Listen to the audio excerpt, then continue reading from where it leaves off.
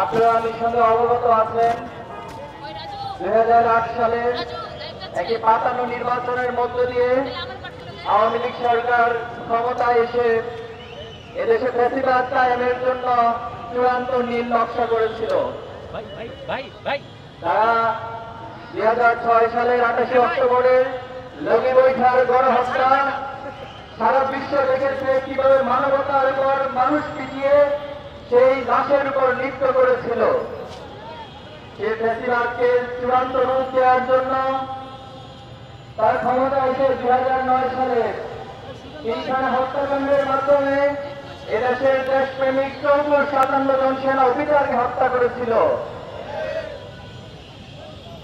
এদেশের কোরআনের পাখি আল্লামা সাঈদী বাংলাদেশের তৌহিদি জনতার কোরআন প্রেমিকের জীবন প্রয়োগের মনি আল্লামা সাঈদীর বিরুদ্ধে যে ফাঁসির রায় দেওয়া হয়েছিল, সেই রায়কে কেন্দ্র করে 2013 সালের ফেব্রুয়ারি মাসে কয়েকদিনের ব্যবধানে সারা দেশে নারী পুরুষ প্রায় 150 জনের বেশি হত্যা করে শেখ হাসিনার গণহত্যা চালিয়েছিল। সেই গণহত্যার ধারাবাহিকতায় 5 মে এই সপ্তাহ চত্বরে রাতে রাতে বাংলাদেশের প্রতিটা আলেম ওলামা, মাদ্রাসা শিক্ষার্থী, তৌহিদি জনতা সাধারণ মানুষের উপরে সেই গণহত্যা চালিয়েছিল। আপনাদের নিঃসন্দেহে মনে আছে 2013 সালের 19 ফেব্রুয়ারি এদেশের ইসলাম বিরোধী যে আইন করা হয়েছিল, এদেশের তৌহিদি জনতার ইসলামপ্রিয় মানুষের বিরুদ্ধে গিয়ে কিছু ব্লগার এবং লেখক তারা আল্লাহ এবং রাসূলুল্লাহ সাল্লাল্লাহু আলাইহি ওয়াসাল্লামের প্রতি কটূক্তি করেছিল। সেই কটূক্তির প্রতিবাদ এবং ইসলাম বিদ্বেষী সকল কর্মকাণ্ড বন্ধ করার দাবি সহ হেফাজতে ইসলামের পক্ষ থেকে 13টি দাবি উত্থাপন করা হয়েছিল। এই 13টি দাবির পর হেফাজতে ইসলাম 1 মাস সে সময় সরকারকে আলটিমেটাম দিয়েছিল। কিন্তু দুঃখজনক হলেও সত্য, সরকার হেফাজতে ইসলামের সেই 13টি দফাকে উপেক্ষা করে ইসলাম বিদ্বেষী একটি চক্রকে দিয়ে শাহবাগে গণজাগরণ মঞ্চের নামে ইসলাম বিদ্বেষী প্রোপাগান্ডা এবং কর্মকাণ্ড চালিয়ে যাওয়ার এক মহা উৎসব করেছিল। হেফাজতে ইসলাম সেই 13 দফা দাবি মেনে নেওয়ার জন্য 5 মে 2013 সালে ঢাকা অবরোধ কর্মসূচি দিয়েছিল। সেই ঢাকা অবরোধ কর্মসূচিতে সকাল থেকেই ঢাকার প্রবেশ মুখে মাদ্রাসা শিক্ষার্থী, আলেম ওলামা সহ সর্বস্তরের জনগণ রাজপথে নেমে এসেছিল। কিন্তু শান্তিপূর্ণ সেই অবস্থান কর্মসূচিতে দিনব্যাপী আইন শৃঙ্খলা বাহিনীর সাথে আওয়ামী লীগ, যুবলীগ, ছাত্রলীগের সন্ত্রাসীরা অস্ত্রসহ তৌহিদি জনতার উপর হামলা চালিয়েছিল। আপনাদের নিঃসন্দেহে মনে আছে সেদিন বাইতুল মোকাররমের আশপাশে দৈনিক বাংলা সহ এই আশপাশের প্রতিটি দোকানপাটে তারা লুটতরাজ করে অগ্নিসংযোগ করেছিল। সেই অগ্নিসংযোগ করে হলুদ মিডিয়ার মাধ্যমে তারা সে দায় হেফাজতে ইসলাম এবং তৌহিদি জনতার উপর চাপানোর চেষ্টা করেছিল।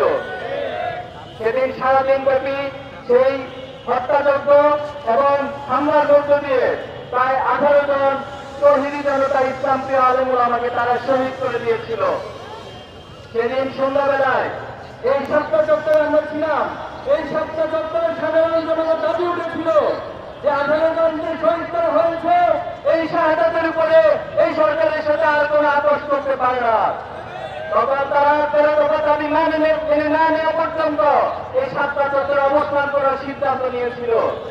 কিন্তু দুঃখজনক হলে সত্য, রাতের গভীরে যখন ক্লান্ত পরিশ্রান্ত হয়ে আলেম ওলামারা এখানে বিশ্রাম নিয়েছিলেন, এই পিচঢালা রাস্তাতে তারা ঘুমন্ত অবস্থায় ছিলেন। অনেকে হয়তো সেই সময় নামাজ এবং আল্লাহর জিকিরে মশগুল ছিলেন। কিন্তু রাত যখন 2:30 বাজে যৌথ বাহিনী এবং আওয়ামী গুন্ডারা একাত্ম হয়ে এই আলেম ওলামাদের উপর ঘুমন্ত সাধারণের উপর নারকীয় হত্যাযজ্ঞ চালিয়েছিল। সেদিন আপনাদের নিঃসন্দেহে মনে আছে এবং গুলি করে এই রাজপথকে রক্তরঞ্জিত করা হয়েছিল। সেদিন দিক বিদিক ছুটে গিয়ে প্রায় কয়েক হাজার মানুষ সেখানে শহীদ হয়েছিল। যদি এটা এবার তদন্তের মাধ্যমে সুষ্ঠু তদন্তের মাধ্যমে সঠিক সংখ্যা নিরূপণ করা যায়নি। অধিকারী রিপোর্টের মধ্যে 61 জনের শাহাদাতের কথা বলা হয়েছে। বিভিন্ন গণমাধ্যম এবং আন্তর্জাতিক সংস্থার মাধ্যমে প্রায় 200 জনের বেশি শহীদ হওয়ার ঘটনা উল্লেখ করা হয়েছে। আমরা বলতে চাই এই শাহাদাতের পথ পাড়ি দিয়ে আজকে 2025 সালে যে জায়গায় এসে আমরা দাঁড়িয়েছি, আমরা বলতে চাই এই সন্ত্রাসের গণহত্যার বিচার অবশ্যই করতে হবে। For more updates, follow us on Facebook, subscribe our YouTube channel, get the latest update on www.daily-sun.com.